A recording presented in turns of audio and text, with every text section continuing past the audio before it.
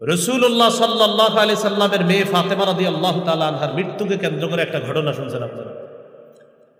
তিনি ইন্তেকাল করলেন, করার পর তাকে কবরে রাখা হয়েছে। আবু যর গিফারি রাদিয়াল্লাহু তাআলা কবরকে লক্ষ্য করে বলছে, কবর তুমি কি জানো তোমার মাঝে কাকে রেখে গেলাম? কবর কোনো জবাব দেয় না। তখন তিনি বললেন, তোমার মাঝে আলীর স্ত্রীকে রেখে গেলাম। নাউজুবিল্লাহ বলেন। কানছেন, আগে কানছেন এগুলো শুই না, কিন্তু আজকে একটু নাউজুবিল্লাহ বলেন, এটা ভিত্তিহীন বর্ণনা।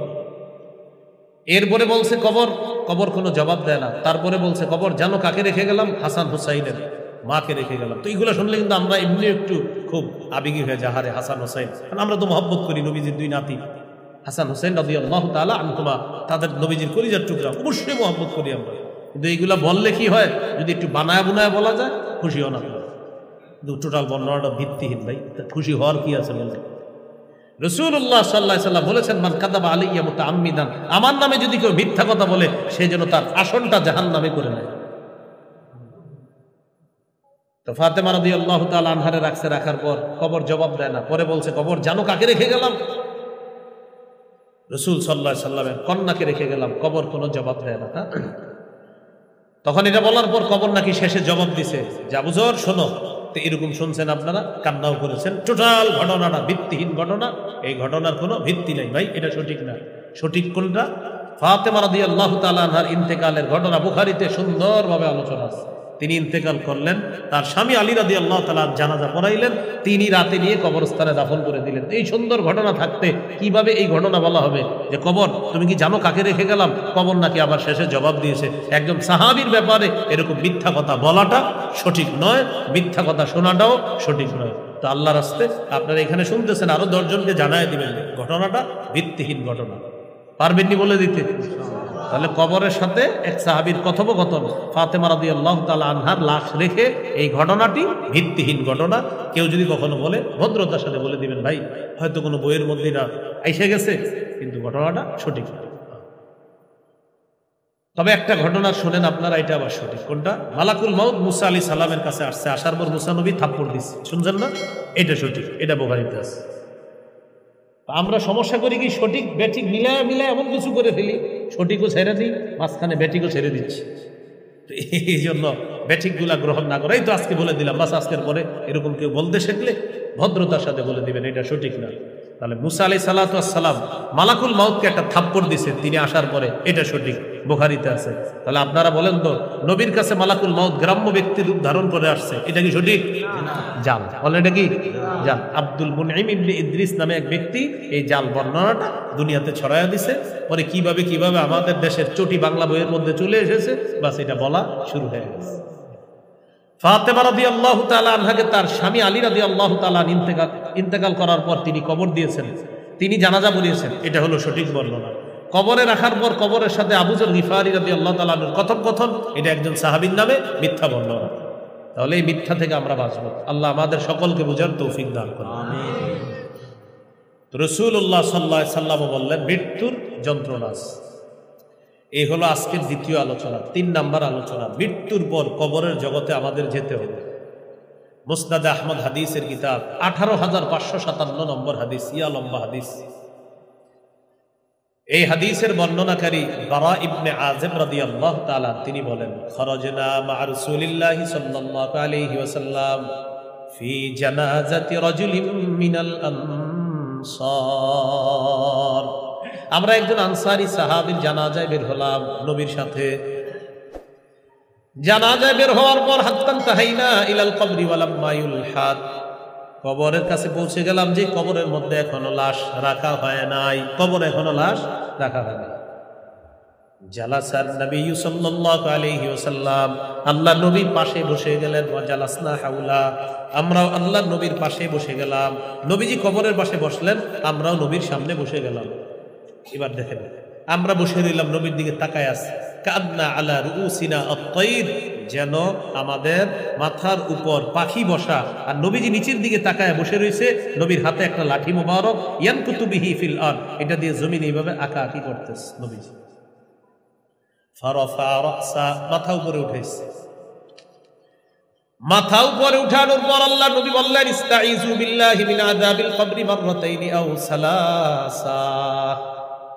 নবীজি বললেন তোমরা কবরের আযাব থেকে পানা চাও, আল্লাহর কাছে পানা চাও। 2 বার বা 3 বার এই কথাটা বললেন, কবরের আযাব থেকে তোমরা আল্লাহর কাছে পানা চাও। 2 বার বা 3 বার বললেন। কেন পানা চাও?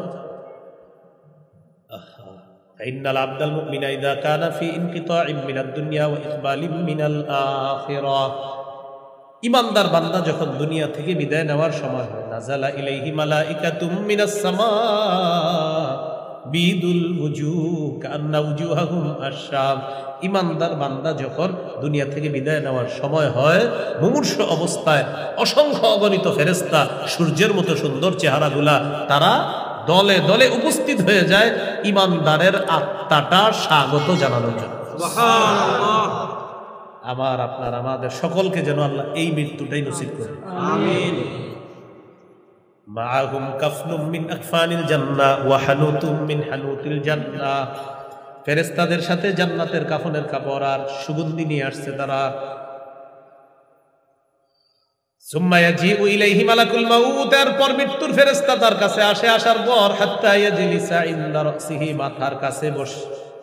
আর আগে যারা আসছে ইয়াজলিসু মিনহু মাদ্দা বাসরিহি, তারা তার দৃষ্টির সীমানা যে পর্যন্ত যায় এ পর্যন্ত 2টা সারি হয়ে ফেরেশতারা বসে যায়। তাহলে অন্যরা সামনে বসা আর মালাকুল মাউত আইসা তার মাথার কাছে বসে। মাথার কাছে বসার পর মালাকুল মাউত ইমানদারকে ডাক দিয়ে বলে আইয়াতুহান নাফসুল হামিদা, আরেক বর্ণনা আইয়াতুহান নাফসুত তাইয়্যিবা, আর কোরআনে আসছে ইয়া আইয়াতুহান নাফসুল মুতমাইন্না। ইমাম সাহেবরা মাগরিবের নামাজে পড়ে না এটা?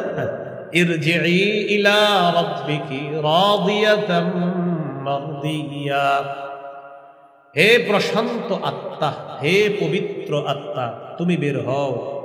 উখরুজি ইলা মাগফিরাতিল্লাহি ওয়া রিদওয়ানি, তুমি বের হও, আল্লাহ তোমার অতীতের সব গুনাহ মাফ করে দিয়েছেন, আর আল্লাহ আগামী জীবনে যে তুমি যাচ্ছ আল্লাহ তোমার প্রতি সন্তুষ্ট। সুবহানাল্লাহ। তো এটা বলার পর তাখরুজু তাসিলু কামা তাসিলুল কাতরাতু মিন ফিস সিকা, প্রাণটা বের হয় পানির পাত্র থেকে যেইভাবে ফোঁটা ফোঁটা শেষের দিকে বের হয়, এইভাবে ইমানদারের আত্মাটা বের হবে। বের হওয়ার পর লাম ইয়াদাউ ফি ইয়াদিহি তরফাতা আইন, চোখের পলক পরিমাণও মালাকুল মাউত আত্মাটা রাখতে পারে না।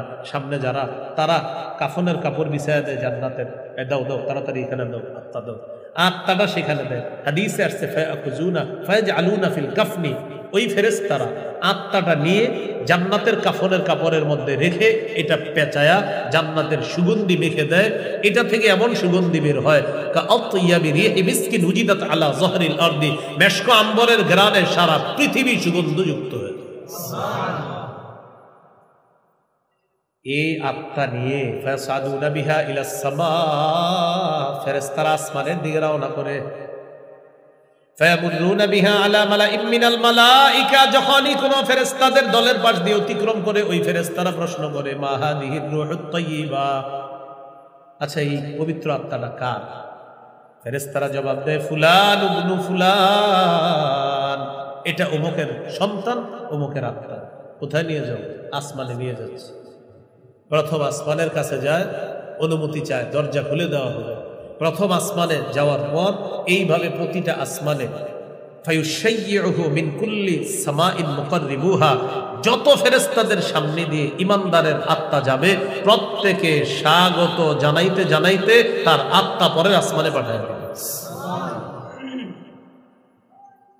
তো আত্মা 7 নম্বর আসমানে চলে যাবে। হাত্তা ইনতাহা বিহা ইলাস সামাইস সাবিআ, সপ্তম আসমানে যখন গিয়ে আত্মা সমাপ্ত হবে, সেখানে যখন থামবে আল্লাহ তাআলা বলবেন উকতুবু কিতাব আবদি ফি ইল্লিয়িন, আমার বান্দার আমলনামা ইল্লিয়িনের মধ্যে তোমরা লিপিবদ্ধ করে দাও। ইল্লিয়িন সুন্দর জগৎ, এখানে লিপিবদ্ধ করে দাও।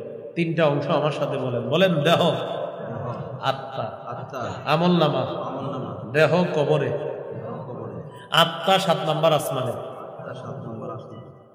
আমলনামা ইল্লিয়িনে। তাহলে আমলনামা কোথায়? ইল্লিয়িনে। আত্মা 7ম আসমানে, আর দেহটা কোথায় রেখে আসছি আমরা? কবরে। তো আল্লাহ তাআলা বলবেন আইদুহু ইলাল আরদ, আমার বান্দার আত্মাটা দুনিয়াতে পাঠায় দাও। কেন? তুআদু রূহুহু ফি জাসাদিহি কামা কান। ঈমানদারের আত্মা তার কবরের মধ্যে, তার দেহের মধ্যে চলে যাবে যেইভাবে আত্মাটা ছিল। ফায়াতিয়ানিহি মালাকান, দুইজন ফেরেশতা তার কাছে আসবে। আসার পর ফায়াসআলানিহি, তাকে প্রশ্ন করবে। ফায়ুজলিসানিহি, তাকে বসাবে। বসানোর পর ফায়াসআলানিহি, তাকে প্রশ্ন করবে মান রব্বুকা, তোমার রব কে? ওই ব্যক্তি বলবে রব্বি আল্লাহ, আমার রব হলো আল্লাহ। বলেন রব কে? ওমা দীনুকা, তোমার ধর্ম কি? জবাব দিবে দীনিয়াল ইসলাম, আমার ধর্ম হলো ইসলাম। একটু আমার সাথে বলেন, বলেন জমিনে আসমানে আল্লাহর সত্য দিন একটাই, ইসলাম। বলেন তো জমিনে আসমানে দিন কয়টা?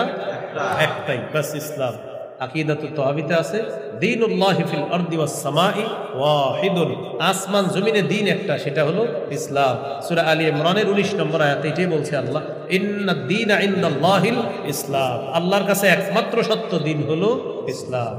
ইবনে তাইমিয়া রাহমাতুল্লাহি আলাইহি বলেন, মাল্লাম ইকরা বাতিনান ওয়া যাহিরান আল্লাল্লাহা লা ইয়াকবালু সিওয়াল ইসলামি দীনান ফালাইসা বিমুসলিমিন, কেউ যদি এই কথা স্বীকার না করে যে আল্লাহ ইসলাম ছাড়া অন্য কিছু গ্রহণ করবে না দিন হিসাবে, এটা যদি কেউ স্বীকার না করে, অর্থাৎ আল্লাহ শুধু ইসলামটাই গ্রহণ করবে, এছাড়া অন্য কিছু গ্রহণ করবে না, এই কথা যদি কেউ বিশ্বাস না করে, মনে করেন হ্যাঁ মুখে মুখে বলে না আল্লাহ শুধু ইসলাম কবুল করবে, আর মনে মনে হলো না আল্লাহ ইসলাম ছাড়া অন্য ধর্ম গ্রহণ করবে, এটা তার মনে আছে, বাস সে মুসলমান না। সে কি না? মুসলমান না। কেন? সূরা আলী ইমরানের 85 নম্বর আয়াতে আছে, ওয়া মান ইয়াবতাগি গায়রাল ইসলামি দীনান ফালাই ইউকবালা মিন, যে ব্যক্তি ইসলাম ছাড়া অন্য কোনো কিছুকে দিন হিসাবে কামনা করবে, এটা তার থেকে কিছুতেই গ্রহণ করা হবে না। আল্লাহ আমাদের সকলকে ইসলামের উপর অটল অবিচল থেকে মৃত্যুবরণ করার তৌফিক দান। আমিন।